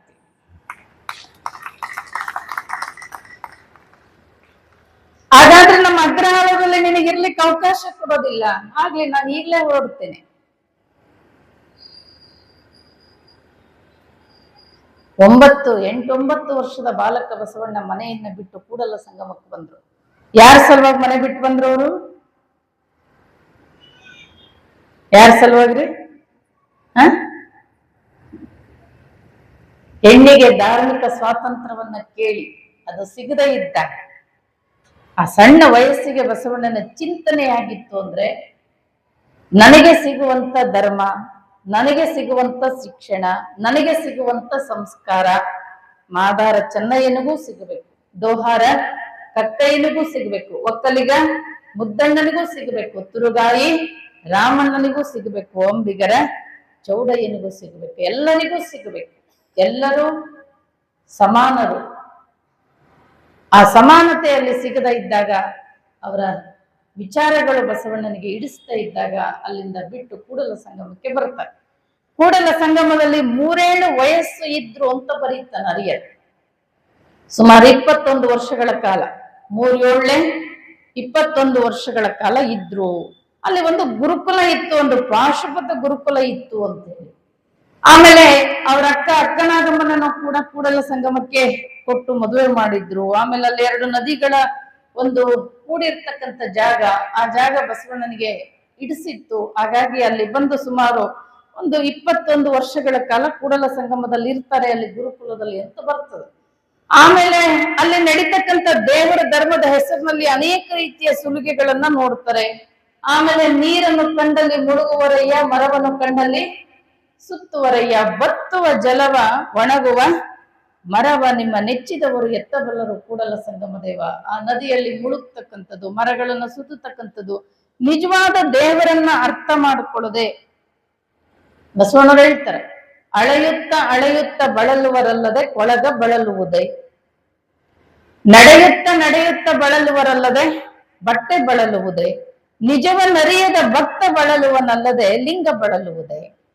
ಅಳತೆ ಮಾಡ್ತಾ ಮಾಡ್ತಾ ಅಳತೆ ಮಾಡೋನಿಗೆ ತಣಿವಾಗಿರುತ್ತೆ ವಿನಃ ಅಳತೆ ಮಾಡುವಂತ ಇದು ಏನ್ ಹೇಳ್ತೀರಿ ನೀವು ಅದಕ್ಕೆ? ಸೇರಂತೀರ? ಆ ಸೇರಿಗೆ ಏನಾರ ದಣಿವಾಗ್ತದೇನು? ನಡೆಯುತ್ತ ಬಳಲುವರಲ್ಲದೆ, ನಡೆಯೋನಿಗೆ ದಣಿವಾಗುತ್ತೆ ವಿನಃ ಒಂದರ್ಥದಲ್ಲಿ ಬಟ್ಟೆ ಅಂದ್ರೆ ದಾರಿ, ಆ ದಾರಿಗೆ ಏನಾದ್ರೂ ದಣಿವಾಗ್ತದೇನು? ಹಾಗೆ ಈ ಮೂಢನಂಬಿಕೆಗಳನ್ನ ಮಾಡ್ತಾ ಮಾಡ್ತಾ ನಿಜವನ್ನರಿಯದ ಭಕ್ತ ಬಳಲುವನಲ್ಲದೆ ಲಿಂಗ ಬಳಲುವುದೇ. ಎಷ್ಟು ಮೂಢನಂಬಿಕೆಗಳನ್ನ ಮಾಡ್ತೀವಿ ನಾವು ಅಂದ್ರೆ ನಮ್ಮ ಭಕ್ತಿ ದೇವರಿಗೆ ಎಳ್ಳು ಕಾಳಷ್ಟು ಮುಟ್ಟಿರೋದಿಲ್ಲ. ಬರೀ ಇಂಥದನ್ನ ಮಾಡ್ತಾ ಮಾಡ್ತಾ ನಮ್ಮ ಸಮಯವನ್ನ ವ್ಯರ್ಥ ಮಾಡಿರ್ತೀವಿ. ದೇವರು ಎದುಕೊಲಿತಾನೆ ಅಂದ್ರೆ ಬಸವನವರು ಅಂದ್ರೆ ಸದಾಚಾರ ಸದ್ಭಕ್ತಿ ಇಲ್ಲದವರ ನೊಲ್ಲನಯ್ಯ. ಸದಾಚಾರ ಸದ್ಭಕ್ತಿ ಇಲ್ಲದವರ ನೊಲ್ಲನಯ್ಯ. ಅವರ ಆರಾಧನೆ ದಂಡ, ಅವರ ಆರಾಧನೆ ದಂಡ. ನಿತ್ಯ ಪ್ರಾಯಶ್ಚಿತ್ತವನೊಲ್ಲ. ಕೂಡಲ ಸಂಗಮ ದೇವ ಭೂ ಭಾರಾಕರ ಅಂತಾರೆ. ಸದಾಚಾರ ಸದ್ಭಕ್ತಿಗೆ ದೇವರು ಒಲಿತಾನೆ. ನಾವೇನ್ ಆಚರಣೆಗಳು ಮಾಡ್ತೀವಿ? ಈಗ ನಾವ್ಯಾರಾದ್ರೂ ಏನಾದ್ರು ಮನೆಯಲ್ಲಿ ಸಮಸ್ಯೆಗಳು ಅವು ಇವು ಆಗ್ತಾ ಇದ್ರೆ ನಾವ್ ಯಾರನ್ನಾರು ಹೋಗಿ ಕೇಳ್ತೀವಿ, ಏನ್ರಿ ಏನ್ ಮಾಡಿ ಈಗ ನಮ್ಮ ಮನೆಗೆ ಹಿಂಗ್ ನಡೆದದು, ಏನ್ ಮಾಡಿದ್ರೆ ನಮಗ್ ಒಳ್ಳೇದಾಗ್ತದೆ, ದೇವ್ರು ಏನ್ ಮಾಡಿದ್ರೆ ಒಲಿತಾನೆ ಅಂತ ಕೇಳಿರೋರು ಹೇಳ್ತಾರೆ, ನೀ ಇಂಥ ಯಜ್ಞ ಮಾಡ್ಸು, ಇಂಥ ಹೋಮ ಮಾಡ್ಸು, ಇಂಥ ಹರಕೆ ಕಟ್ಕೋ, ನೀ ಇಂಥದನ್ನ ದಾನ ಕೊಡು, ಇಂಥವೆಲ್ಲ ಮಾತು ಹೇಳ್ತೀವಿ. ಆದ್ರೆ ಬಸವಣ್ಣರು ಹೇಳ್ತಾರೆ, ನಿಜವಾಗ್ಲೂ ದೇವರು ನೀವು ಹರಕೆ ಕೊಡೋದಾಗ್ಲಿ ಅಥವಾ ದಾನ ಮಾಡೋದಾಗ್ಲಿ ಮತ್ತೊಂದು ಮಗದೊಂದು ಮಾಡೋದು ಅದೆಲ್ಲ ಯಾರ್ದು? ನೀವೇನು ದೇವರಿಗೆ ಹರಕೆ ಹೊತ್ಕೋತಿರಲ್ಲ, ಏನು ಕೊಡ್ತೀನಿ ಮಾಡ್ತೀನಿ ಅಂತ, ಅದೆಲ್ಲ ಕೊಟ್ಟಿದ್ಯಾರು? ಯಾರು ಕೊಟ್ಟರೆ? ಇಳೆ ನಿಮ್ಮ ದಾನ, ಬೆಳೆ ನಿಮ್ಮ ದಾನ, ಸುಳಿದು ಸೂಸುವ ಗಾಳಿ ನಿಮ್ಮ ದಾನ, ಎತ್ತು ನಿಮ್ಮ ದಾನ, ಬಿತ್ತು ನಿಮ್ಮ ದಾನ, ಸುತ್ತರಿವ ಸಾಗರವೆಲ್ಲ ನಿಮ್ಮ ದಾನ. ನಿಮ್ಮ ದಾನವನ್ನುಂಡು ಅನ್ಯರನ್ನು ಹೊಗಳುವ ಪುಣ್ಯಗಳನ್ನೇನೆಂಬೆನೆಯ ರಾಮನ ಅಂತ. ಎಲ್ಲವನ್ನು ಕೊಟ್ಟಿರೋ ದೇವರು. ನೀವೇನ್ ದೇವ್ರಿಗೆ ಕೊಡ್ತೀನಿ ಅಂತ ಹರಕೆ ಹೊತ್ತು ಕೊಡ್ತೀರಲ್ಲ, ಅದನ್ನ ಕೊಟ್ಟಿರೋರು ಯಾರು? ನೀವೇನಾದ್ರು ಹುಟ್ಟುವಾಗ ತಗೊಂಡು ಬಂದಿದ್ರೇನು ಹಿಡ್ಕೊಂಡು, ಅಥವಾ ಹೋಗುವಾಗ ಏನಾದ್ರು ಒಯ್ತೀರೇನು? ನಾವೆಲ್ಲರೂ ಬಂದಿರೋದು ಖಾಲಿ ಕೈಯಲ್ಲೇ. ಇಲ್ಲಿ ನೀವು ಏನೇನು ಮನೆಯಲ್ಲಿ ಸಂಗ್ರಹ ಮಾಡಿ ಇಟ್ಕೊಂಡಿರಲ್ಲ, ಅವೆಲ್ಲ ನೀವು ಬರೋದಕ್ಕಿಂತ ಮೊದಲು ಈ ಸೃಷ್ಟಿಯಲ್ಲಿ ಇತ್ತು. ದೇವರ ಸೃಷ್ಟಿಯಲ್ಲಿ ಇಲ್ಲಿತ್ತು. ಅದನ್ನೇನೋ ಒಂಚೂರು ಮನೆಯಲ್ಲಿ ಪ್ರಭುದೇವರು ಹೇಳ್ತಾರಲ್ಲ, ಭೂಮಿ ನಿನ್ನದಲ್ಲ ಹೇಮ, ನಿಮ್ಮ ಹೆಸರಿಗೇನೋ ಒಂಚೂರು ಉತ್ತಾರ ಇರಬಹುದಲ್ಲಿ ತಾಲೂಕ್ ಆಫೀಸಲ್ಲಿ. ನೀವು ಬರೋದಕ್ಕಿಂತ ಮೊದಲು ಇಂಥವ್ರು ಎಷ್ಟು ಜನ ಈ ಭೂಮಿ ನಿಮ್ಮನ್ನ ನೋಡದೇ ಏನು? ನಾವು ಬಹಳ ಈ ಜಗತ್ತಿನ ಇತಿಹಾಸವನ್ನ ಹಾಗೆ ನೋಡ್ತಾ ಬಂದ್ರೆ ಗೊತ್ತಾಗ್ತದೆ, ಇದು ಭಗವಂತನ ಸೃಷ್ಟಿ, ಇದು ಭಗವಂತನ ಸಾಮ್ರಾಜ್ಯ, ಇದು ದೇವರ ಸಾಮ್ರಾಜ್ಯ. ಇದು ಇಲ್ಲಿ ಶಾಶ್ವತವಾಗಿ ಉಳಿಯೋದು ಆತನ ಸಾಮ್ರಾಜ್ಯ ಒಂದೇ. ನಾವು ಕಟ್ಕೊಂಡಿರೋ ಯಾವ ಸಾಮ್ರಾಜ್ಯಗಳು ಇಲ್ಲಿ ಶಾಶ್ವತವಾಗಿ ಉಳಿದಿಲ್ಲ. ನಿಮ್ ಸಾಮ್ರಾಜ್ಯ ಯಾವ ಲೆಕ್ಕ? ನೆಪೋಲಿಯನ್ನು, ಅಲೆಕ್ಸಾಂಡರು, ಸೀಸರು, ಬೊಬಿಲೋನಿ, ಈಜಿಪ್ತು, ಇವೆಲ್ಲ ನಾವು ಕೆಲವು ಕ್ರಾಂತಿಗಳನ್ನ ನೋಡ್ತೀವಿ. ಇಡೀ ಜಗತ್ತಿನ ಮುಕ್ಕಾಲು ಭಾಗ ಗೆದ್ದಿದ್ದ ಅಲೆಕ್ಸಾಂಡರ್.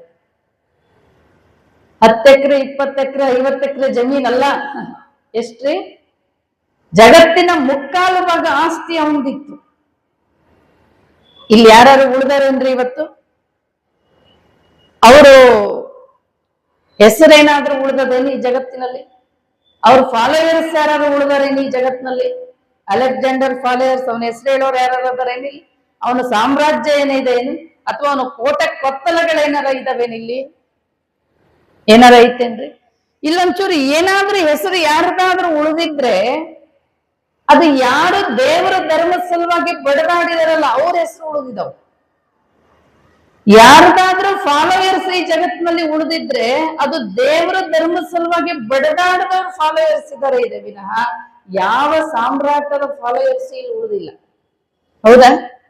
ಇವತ್ತು ನಮ್ಮ ವೀರಭದ್ರಪ್ಪಣ್ಣವ್ರನ್ನ ಇವತ್ತು ಅವರ ನೆನಹು ಕಾರ್ಯಕ್ರಮಗಳನ್ನು ಮಾಡ್ತಾರೆ. ಆ ಕಡೆ ನಂಜನಗೂಡು ಹೋಗ್ಲಿ ಅಥವಾ ಗುಂಡ್ಲುಪೇಟೆ ಹೋಗ್ಲಿ. ಯಾಕೆ ಅಂದ್ರೆ ಅವರು ದೇವರ ಧರ್ಮದ ಸಲುವಾಗಿ ಬಡದಾಡಿದ್ರು ಅಂತ. ಇವತ್ತು ನಾವು ಜಯಂತಿಗಳನ್ನ ಮಾಡ್ತೀವಿ. ಯಾರ ಜಯಂತಿಗಳನ್ನ ಮಾಡ್ತೀವಿ? ನಾನು ಯಾವಾಗ್ಲೂ ಕೇಳ್ತಿರ್ತೀನಿ ಎಲ್ಲ ಕಡೆ, ನಿಮ್ಮ ಅಪ್ಪನ ಹೆಸರು ಗೊತ್ತಾ? ಗೊತ್ತು. ನಿಮ್ಮ ಅಜ್ಜನ ಹೆಸರು ಗೊತ್ತಾ? ಗೊತ್ತು. ನಿಮ್ ಮುತ್ತಜ್ಜನ ಹೆಸರು ಕೇಳಿದ್ರೆ ನಿಮ್ ಮುತ್ತಜ್ಜನ ಹೆಸರು ನಿಮಗೆ ಗೊತ್ತು. ನಿಮ್ ಮುತ್ತಜ್ಜನ ಅಪ್ಪನ ಹೆಸರು ಅದು ಸ್ವಲ್ಪ ಏನಾದ್ರು ಗೊತ್ತಿರ್ಬೋದು. ಅವ್ರ ಅಪ್ಪನ ಹೆಸರು ಕೇಳಿದ್ರೆ, ನಮ್ಮ ಮನೆತನದಲ್ಲಿ ನಿಮಗೆ ವಂಶದ ಕುಡಿ ಬಿಟ್ಟು ಹೋಗ್ಯಾರೆ, ಒಂದಿಷ್ಟು ಆಸ್ತಿ ಸಂಪತ್ತು ಏನೇನೋ ಬಿಟ್ಟು ಹೋಗಿದ್ದಾರೆ. ಒಂದು 3 ತಲೆಮಾರು, ಇನ್ನೂ ಜಾಸ್ತಿ ಅಂದ್ರೆ 4 ತಲೆಮಾರು ಕೇಳಿದ್ರೆ ಅವ್ರ ಹೆಸರು ಗೊತ್ತು. ಆದ್ರೆ ಹಿಂದಿನವ್ರ ಹೆಸರು ಕೇಳಿದ್ರೆ ನಮಗೆ ಗೊತ್ತಿಲ್ಲ. ನಮ್ಮ ಮನೆತನದಲ್ಲಿ ಬುದ್ಧನ ಹೆಸರು ಗೊತ್ತಾ? ಮಹಾವೀರನ ಹೆಸರು ಗೊತ್ತಾ? ಯೇಸು ಕ್ರಿಸ್ತನ ಹೆಸರು ಗೊತ್ತಾ? ಮಹಮ್ಮದ್ ಪೈಗಂಬರ್ ಹೆಸರು ಗೊತ್ತಾ? ಬಸವಣ್ಣವ್ರ ಹೆಸರು ಗೊತ್ತಾ? ಅವ್ರ ಹೆಸರು 1000-2000 ವರ್ಷಗಳಿಂದ ಹೋಗಿದ್ದಾರೆ. ಅವ್ರ ಹೆಸರು ಯಾಕೆ ನಿಮಗೆ ಗೊತ್ತು? ನಿಮ್ಮ ಮನೆತನದಲ್ಲೇ ಒಂದು 150-200 ವರ್ಷದ ಹಿಂದೆ ಆಗೋದವರ ನಿಮ್ಮ ಮನೆತನದವ್ರ ಹೆಸರು ಯಾಕೆ ಗೊತ್ತಿಲ್ಲ? ಯಾಕೆ ಗೊತ್ತಿಲ್ರಿ? ಯಾಕೆ ಗೊತ್ತಿಲ್ಲ? ಯಾಕೆ ಗೊತ್ತಿಲ್ಲ ಅಂದ್ರೆ ನಮ್ ಮುತ್ತಜ್ಜ ಬದುಕಿದ್ದು ಮುತ್ತಜ್ಜಿ ಸಲುವಾಗಿ, ಅಜ್ಜ ಬದುಕಿದ್ದು ಅಜ್ಜಿ ಸಲುವಾಗಿ, ಅವ್ವ ಬದುಕಿದ್ದು ಅಪ್ಪ ಬದುಕಿದ್ದು ಅವನ ಸಲುವಾಗಿ.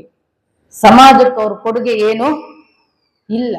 ಹಾಗಾಗಿ ಯಾರು ತ್ಯಾಗ ಬಲಿದಾನಗಳಿದೆ ಈ ಸಮಾಜದಲ್ಲಿ ಅವರನ್ನ ಇವತ್ತು ನಾವು ನೆನೆಸ್ಕೊತೀವಿ, ಅವರನ್ನ ಇವತ್ತು ನಾವು ನೆನೆಸ್ಕೊಳ್ತೀವಿ. ಅಲ್ಪಾತ್ಮರು ಮಹಾತ್ಮರು. ಯಾರು ಮಹಾತ್ಮರು ಅಂದ್ರೆ, ಅಲ್ಪಾತ್ಮರು ಅಂದ್ರೆ ಯಾರು ಅಂದ್ರೆ, ಈಗ ಉದಾಹರಣೆ, ನಮ್ಮ ಮನೆಯಲ್ಲಿ ನನ್ನ ಗಂಡ ಮಕ್ಕಳಿಗೆ ನೋವಾದಾಗ, ನನ್ನ ಹೆಂಡತಿ ಮಕ್ಕಳಿಗೆ ನೋವಾದಾಗ ಮಾತ್ರ ನನಗೆ ನೋವಾಗ್ತದೆ. ಅಕ್ಕಪಕ್ಕ ಯಾವುದೇ ಅಕ್ಕಪಕ್ಕ ಮನೆ ಅಕ್ಕ ಬೀದಿಯಲ್ಲಿ ಯಾರಿಗೆ ನೋವಾದ್ರೂ ನನಗೆ ನೋವಾಗಲ್ಲ. ಅಂದ್ರೆ ನಾವು ಅಲ್ಪಾತ್ಮರು ಅಂತ ಅರ್ಥ. ಯಾರು ಮಹಾತ್ಮರು ಅಂದ್ರೆ, ನಮ್ಮನೆಯಲ್ಲಾದ ನೋವು ಅಕ್ಕಪಕ್ಕ ಆಜು ಬಾಜು ಯಾರಿಗಾದ್ರೂ ನೋವಾದ್ರೆ ಅವರು ಮಹಾತ್ಮರು. ಬಸವಣ್ಣ ಈ ದೇಶದಲ್ಲಿ ಭೂಸುರರು ಅಂತ ಕರೀತಕ್ಕಂತ ಬ್ರಾಹ್ಮಣರಲ್ಲಿ ಹುಟ್ಟಿದ್ದು ಬಸವಣ್ಣ. ಈ ದೇಶದಲ್ಲಿ ಸಿಗುವಂತ ಎಲ್ಲ ಸೌಲಭ್ಯಗಳು ಎಲ್ಲಕ್ಕಿಂತ ಮೊದಲು ಅವ್ರಿಗೆ ಸಿಕ್ತಿತ್ತಿಲ್ರಿ? ಅವರಿಗೆ ಸಿಕ್ತಿದ್ರು ಮತ್ತೊಬ್ಬರಿಗೆ ನನಗ್ ಸಿಗೋ ಸೌಲಭ್ಯ ಸಿಗ್ಬೇಕು. ಈ ಜಗತ್ತಿನ ಅತಿ ಕಟ್ಟ ಕಡೆ ಮನುಷ್ಯ ಅಂತ ಕರೆಸ್ಕೊಳ್ಳೋನು ನನಗೆ ಸಿಗುವಂತ ಸೌಲಭ್ಯ ಅವ್ರಿಗೆ ಸಿಗ್ಬೇಕು ಅಂತ ಏನು ಹೋರಾಟ ಮಾಡಿದ್ರಲ್ಲ, ಅದಕ್ಕೆ ಇವತ್ತು ನಾವು ಅವ್ರ ಜಯಂತಿಗಳು ಮಾಡ್ತೀವಿ. ಅವರು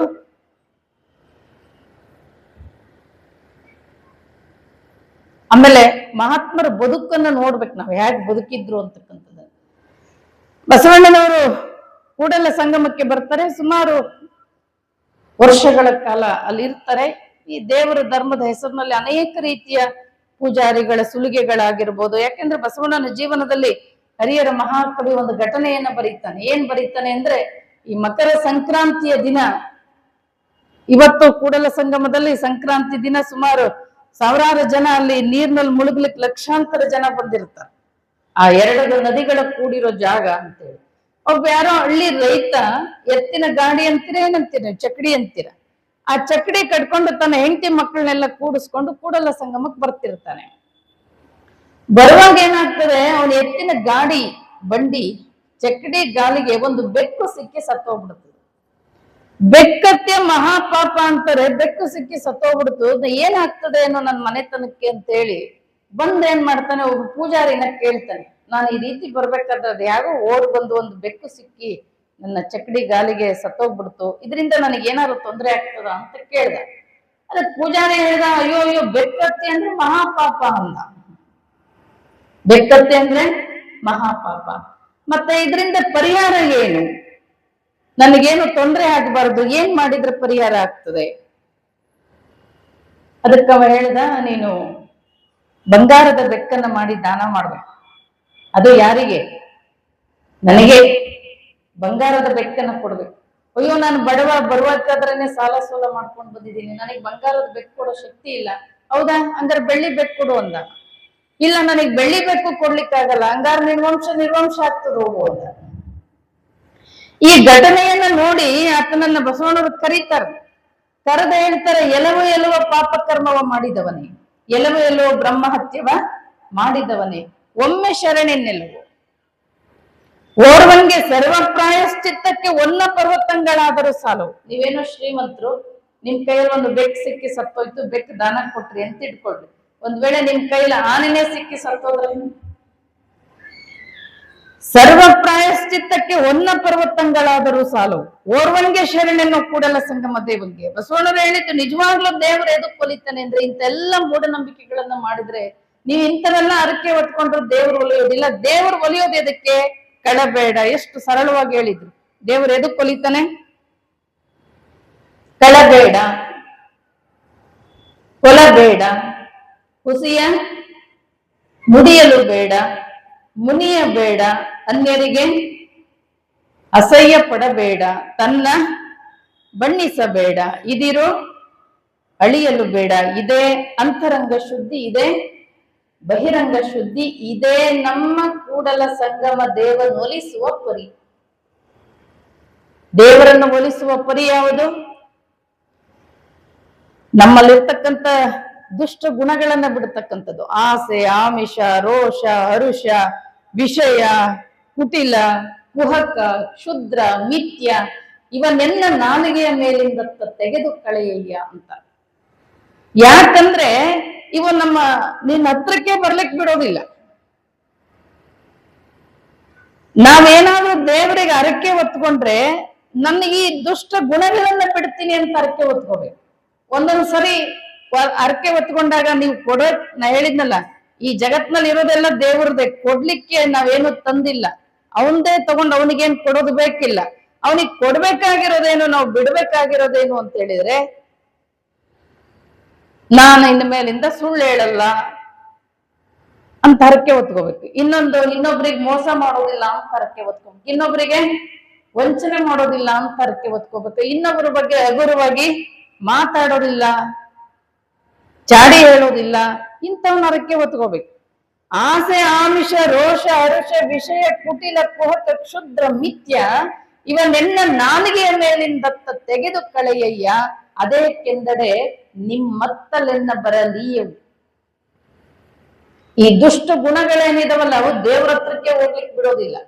ಈ ಬಸವಣ್ಣರು ಹೇಳ್ತಾರಲ್ಲ, ಬೆಳೆದ ಭೂಮಿಯಲ್ಲಿ ಒಂದು ಪ್ರಳಯದ ಕಸ ಹುಟ್ಟಿ. ಈ ಜಗತ್ತಿನ ಪ್ರಳಯಕ್ಕೆ ಇವೆಲ್ಲ ಸುನಾಮಿ, ಭೂಕಂಪ, ಪ್ರವಾಹ ಇವೆಲ್ಲ ಹೆಂಗೆ ಕಾರಣನೋ, ಈ ಶರೀರದ ಪ್ರಳಯಕ್ಕೆ ಅವಗುಣಗಳೇ ಕಾರಣ. ನಮ್ಮ ಕೆಟ್ಟ ಗುಣಗಳೇನಿದಾವಲ್ಲ ಇವೇ ನಮಗೆ ಕಾರಣ. ನಾವು ಬಿಡ್ಬೇಕಾಗಿರೋದು ಈ ಕೆಟ್ಟ ಗುಣಗಳನ್ನೇ ಬಿಟ್ರೆ ಇದಕ್ಕೆ ದೇವರು ಒಲಿತಾನೆ. ಕಳಬೇಡ, ಕೊಲಬೇಡ, ಹುಸಿಯ ನುಡಿಯಲು ಬೇಡ, ಮುನಿಯಬೇಡ, ಅನ್ಯರಿಗೆ ಅಸಹ್ಯ ಪಡಬೇಡ, ತನ್ನ ಬಣ್ಣಿಸಬೇಡ, ಇದಿರ ಅಳಿಯಲು ಬೇಡ. ಇದೇ ಅಂತರಂಗ ಶುದ್ಧಿ, ಇದೇ ಬಹಿರಂಗ ಶುದ್ಧಿ, ಇದೇ ನಮ್ಮ ಕೂಡಲ ಸಂಗಮ ದೇವರನ್ನು ಒಲಿಸುವ ಪರಿ. ದೇವರನ್ನ ಒಲಿಸುವ ಪರಿ ಯಾವುದು ಅಂದ್ರೆ ಇದು. ಈ ಎಲ್ಲ ಗುಣಗಳನ್ನ ಇಟ್ಕೊಂಡು ಒಳಗಡೆ ಮ್ಯಾಲ ದೇವ್ರ ಪೂಜೆ ಮಾಡಿದ್ರೆ ದೇವ್ರಿಗೆ ಗೊತ್ತಿಲ್ಲ. ದೇವ್ರು ಒಲಿಯೋದು ಎದಕ್ಕೆ ಅಂದ್ರೆ ಬಸವಣ್ಣರು ಅಂದ್ರೆ ಸದಾಚಾರ ಸದ್ಭಕ್ತಿ ಇಲ್ಲದವರನ್ನು ಒಲ್ಲನಯ್ಯ. ಅವರ ಆರಾಧನೆ ದಂಡ, ಅವರು ಪೂಜೆ ಮಾಡ್ತಕ್ಕಂಥದ್ದು ವೇಸ್ಟ್. ಅದು ನಿತ್ಯ ಪ್ರಾಯಶ್ಚಿತ್ತವನ್ನಲ್ಲ. ನಮಗ್ ತಪ್ಪು ಮಾಡ್ತೀವಿ ಅಂತ ಗೊತ್ತಿರ್ತದೆ, ಒಂದ್ಸತಿ ಕ್ಷಮೆ ಕೇಳೋದು ಮತ್ತು ತಪ್ಪು ಮಾಡೋದು, ಈ ತರದ್ದು. ಅವರಿಗೆ ಭೂಭಾರಕರು, ಭೂಮಿಗೆ ಅವರು ಭಾರ ಅಂತ ಹೇಳ್ತಾರೆ. ದೇವರು ಒಲಿತಕ್ಕಂಥದ್ದು ಸದಾಚಾರ ಸದ್ಭಕ್ತಿಗೆ. ಎಷ್ಟು ಆಚಾರ, ಅನೇಕ ಅನಾಚಾರ. ಕೆಲವರು ದೇವರ ಹೆಸರಿನಲ್ಲಿ ಕೆಲವರು ಮೈ ಮೇಲೆ ದೇವರು ಬಂದದ ಅಂತ ಕುಣಿತಿರ್ತಾರೆ. ಈ ಬಹಳ ಜನ ದೇವರು ಬಂದಿರೋರನ್ನ ನೋಡಿದ್ರೆ ಅನಕ್ಷರಸ್ಥರಿಗೆ ಜಾಸ್ತಿ ಬಂದಿರ್ತಾವ ದೇವರು. ಕಲ್ತವ್ರಿಗಿಂತ ಹೆಚ್ಚಾಗಿ ಕಲಿದೇ ಇದ್ದವ್ರ ಮೈ ಮೇಲೆ ಜಾಸ್ತಿ ಬರೋದು. ದೇವರು ಸರ್ವವ್ಯಾಪಿ, ಸರ್ವಶಕ್ತ, ಅನುಭವ ವೇದ್ಯ. ಅವನು ಯಾರ್ದಾರ ಮೈಯಲ್ಲಿ ಕುಣಿದು ಬಂದು ಬಿಟ್ಟು ಹೋಗೋದಿಲ್ಲ. ಇದು ದೇವರ ಹೆಸರಿನಲ್ಲಿ ಮಾಡ್ತಕ್ಕಂಥ ಒಂದು ಅನಾಚಾರದ ಭಕ್ತಿ ಅಂತಾರೆ. ಅನಾಚಾರದ ಭಕ್ತಿ, ದುರಾಚಾರದ ಭಕ್ತಿ. ದೇವರ ಹೆಸರಿನಲ್ಲಿ ಕುಡಿಯೋದು, ದೇವರ ಹೆಸರಿನಲ್ಲಿ ಭಂಗಿ ಸೇದೋದು, ದೇವರ ಹೆಸರಿನಲ್ಲಿ ಬಲಿ ಕೊಡೋದು. ಈ ದೇವರ ಸೃಷ್ಟಿ, ಈ ಜಗತ್ತಿನಲ್ಲಿ ಇರ್ತಕ್ಕಂಥದ್ದೆಲ್ಲರೂ ಕೂಡ ಆ ದೇವರ ಮಕ್ಕಳೇ. ತಾನೇ ಹುಟ್ಟಿಸಿರ್ತಕ್ಕಂಥ ಪ್ರಾಣಿಗಳನ್ನ ತನಗೆ ದೇವರು ಯಾವತ್ತೂ ಬಲಿಯನ್ನ ಕೇಳೋದಿಲ್ಲ. ಹೆಸರು ಆತಂದು, ಅದನ್ನು ತಿನ್ನೋದು ಯಾರು? ಆಮೇಲೆ ಒಂದು ದೇವಸ್ಥಾನದ ಎದುರಿಗೆ ಒಂದು ಕುರಿ ಮರಿ ತಂದು ಕಟ್ಟಿದ್ರು. ಎಲ್ಲರೂ ಬರೋದು, ಅದಕ್ಕೆ ಭಂಡಾರ ಹಚ್ಚೋದು, ಏನೇನೋ ಮಾಡ್ತಿದ್ರು, ಮಾಲೆ ಹಾಕೋದು, ಏನೇನೋ ಮಾಡ್ತಿದ್ರು. ಅಲ್ಲಿ ಪೂಜಾರಿನು ನಿಂತಿದ್ದ, ಕೇಳ್ತಿದ್ದು ಕುರಿಮರಿ ನನ್ಯಾಕ್ ಕಟ್ಟಿ ಇಲ್ಲಿ ಅಂತ ಕೇಳ್ತಿ. ಅವ ಹೇಳ್ದ, ಈಗ ನಿನ್ನನ್ನ ದೇವರಿಗೆ ಬಲಿ ಕೊಡ್ತೀವಿ ಅಂತಂದ.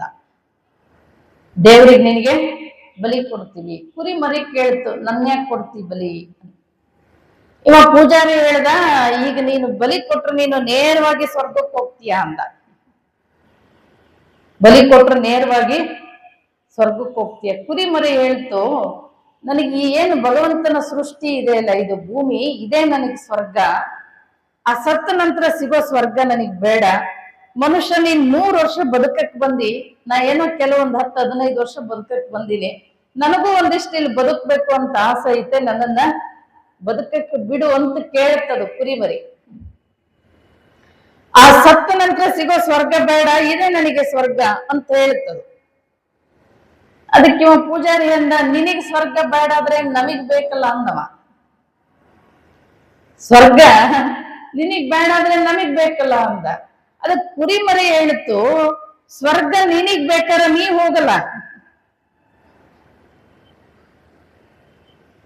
ಹೋಗ್ತೀರ?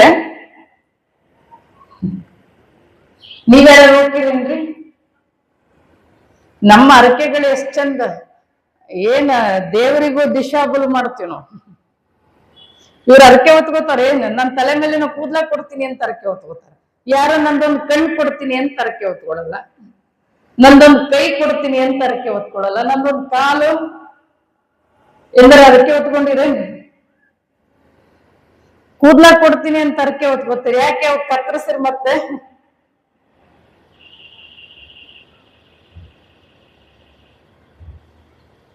ಬೆಳಿತಾವಂತ ಗೊತ್ತು. ಮಾತಿಂಗೆ ನಿನ್ನ ಕೊಂದಿಹರೆಂದು ಎಲೆ ಓತೆ ಎಳಕಂಡೆಯ ವೇದವರು ಎಷ್ಟು ಚಂದ ಹೇಳ್ತಾರ. ಕೊಂದವರು ಉಳಿಬರೇ ಕೂಡಲ ಸಂಗಮ ದೇವ ಅಂತ. ಈ ಭೂಮಿ ಮೇಲೆ ಏನಾರು ಅವ್ರು ಶಾಶ್ವತವಾಗಿ ಇಲ್ಲಿ ಉಳಿತಾರ. ದುರಾಚಾರದ ಭಕ್ತಿ ಅಂತಾರೆ. ಇವೆಲ್ಲ ಏನು ನಿಜವಾಗ್ಲೂ ದೇವರು ಎದಕ್ ಕೊಲಿತಾನೆ ಅಂತಕ್ಕಂಥ ಪ್ರಜ್ಞೆ ಇಲ್ಲದೆ ಇಂಥವೆಲ್ಲ ಅರಕೆಗಳು ಒತ್ಕೊತಿರ್ತೇವೆ ನಾವು. ಇದಕ್ಕೆ ದುರಾಚಾರದ ಭಕ್ತಿ ಅಂತಾರೆ. ಆಮೇಲೆ ಮೂಢಾಚಾರದ ಭಕ್ತಿ. ಮೂಢಾಚಾರದ ಭಕ್ತಿ ಅಂದ್ರೆ ಇದೆ, ತಲೆ ಮೇಲೆ ಕೂದ್ಲ ಕೊಡ್ತೀನಿ. ದೇವರಿಗೆ ಬೇಕಾಗಿರೋದೇನು? ನಿಮ್ ತಲೆ ಮೇಲೆ ಕೂದ್ಲಿಗೂ ದೇವರಿಗೂ ಏನ್ ಸಂಬಂಧ? ಊಟ ಮಾಡುವಾಗ ತಾಟ್ನಲ್ಲಿ ತಟ್ಟೆಯಲ್ಲಿ ಒಂದು ಕೂದ್ಲ ಬಂದ್ರೆ ನಮಗೆ ಅದನ್ನ ಊಟ ಮಾಡ್ಬೇಕನ್ಸಲ್ಲ. ಹೋಗಿ ದೇವರಿಗೆ ಕೂದ್ಲ ಕೊಡೋದೆ. ಕೂದ್ಲಿಗೂ ದೇವರಿಗೂ ಏನು ಸಂಬಂಧ ಇಲ್ಲ. ನಿಮ್ಮ ಕೂದ್ಲಿಂದ ಬಹುಶಃ ದೇವಸ್ಥಾನದ ಕಮಿಟಿ ಅವರಿಗೆ ಸಂಬಂಧ ಇದೆ. ಒಂದು ಕೆಜಿ ಕೂದ್ಲಿಗೆ 45,000 ಅಂತ. 1 ಕೆಜಿ ಕೂದ್ಲಿಗೆ ಎಷ್ಟು? ಹಂಗಾದ್ರೆ ಬಹುಶಃ ತಿರುಪತಿಯವರು ಒಂದು ತಿಂಗಳಿಗೆ ದೇವರಿಗೆ ಬೇಕಾಗಿರೋದೇನು? ಮಂಡೆ ಬೋಳಾದರೆ ಸಾಲದು, ಮನಸ್ಸು ಬೋಳಾಗಬೇಕು. ಏನೇನೋ ಬಿಟ್ಟವ್ರದಾರ ದೇವರ ಸಲುವಾಗಿ. ನಮ್ಮ ಹತ್ರ ಯಾರೋ ಹುಡುಗಿ ಬಂದಿದ್ಲು, ಒಂದು ಬಾಳೆಹಣ್ಣು ಕೊಡ್ಲಿಕ್ಕೆ ಹೋದೆ. ಅಮರ್ ನಾನು ಬಾಳೆಹಣ್ಣು ತಿನ್ನಲ್ಲ ಅಂದ್ಲು. ಯಾಕೆ ತಿನ್ನಲ್ಲ ಅಂತ ಕೇಳಿದೆ. ನಾನು ದೇವ್ರ ಸಲುವಾಗಿ ಬಿಟ್ಟಿನ್ರಿ ಅಂದ್ಲು. ದೇವರ ಸಲುವಾಗಿ ಬಾಳೆಹಣ್ಣು ಬಿಟ್ಟವ್ರು ಇದಾರೆ, ತುಪ್ಪ ಬಿಟ್ಟವ್ರು ಇದಾರೆ, ಸೊಪ್ಪು ಬಿಟ್ಟವ್ರು ಇದಾರೆ, ಒಂದ್ ಹೊತ್ತಿನ ಊಟ ಬಿಟ್ಟವ್ರು ಇದಾರೆ, ಅನ್ನ ಬಿಟ್ಟವ್ರು ಇದಾರೆ. ತಪ್ಪು ಬಿಟ್ಟವರನ್ನು ಒಬ್ಬರನ್ನು ಕಾಣೆ.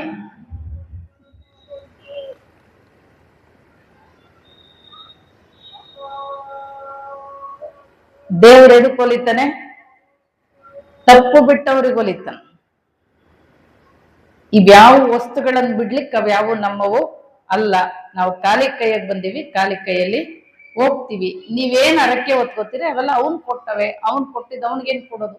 ಇದಕ್ಕೆ ಮೂಢಾಚಾರದ ಭಕ್ತಿ ಅಂತ. ಆಮೇಲೆ ಕಂದಾಚಾರದ ಭಕ್ತಿ.